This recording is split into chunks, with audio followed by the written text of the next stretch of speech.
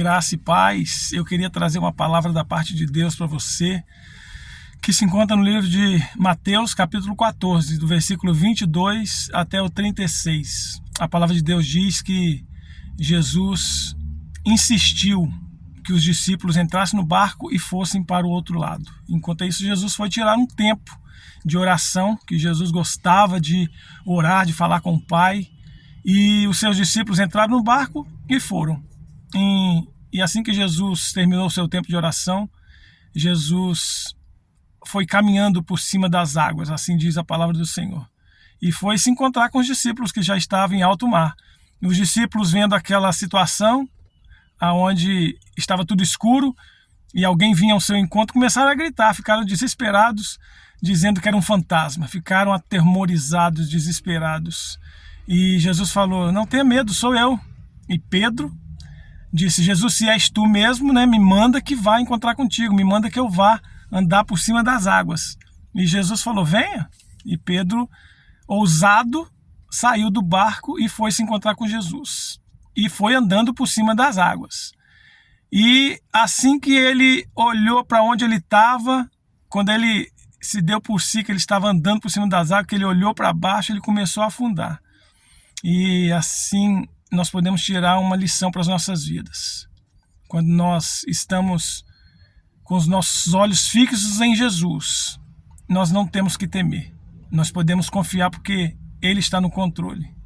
Eu quero tirar 3 pontos dessa palavra, que o primeiro é que Jesus está no barco. Eu não sei o que você está enfrentando nesse dia, nesses últimos dias. Talvez a tempestade está grande e às vezes você pode achar que está só.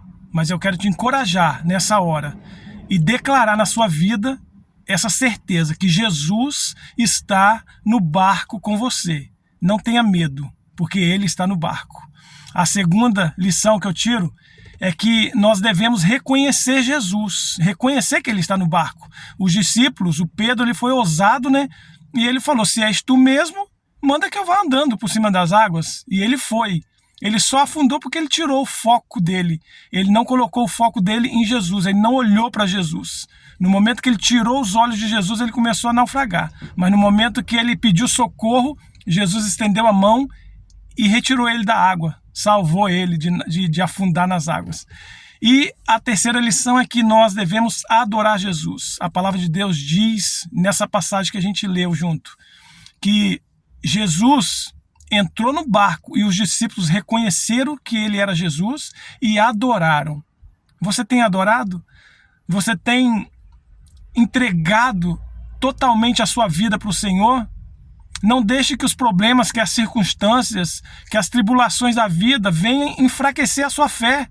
Porque Jesus, ele nos promete estar conosco na dificuldade. Ele não prometeu que nós não teríamos tribulações, aflições, dificuldades, problemas nessa vida. Mas uma coisa Ele prometeu: não temas, eu estou contigo. Então, se Deus está conosco, meu irmão, não temos o que temer, não temos por que nos desesperar. Eu sei que às vezes os problemas vêm e a primeira coisa que a gente quer fazer é abandonar o barco, é abandonar Jesus, é abandonar a nossa fé.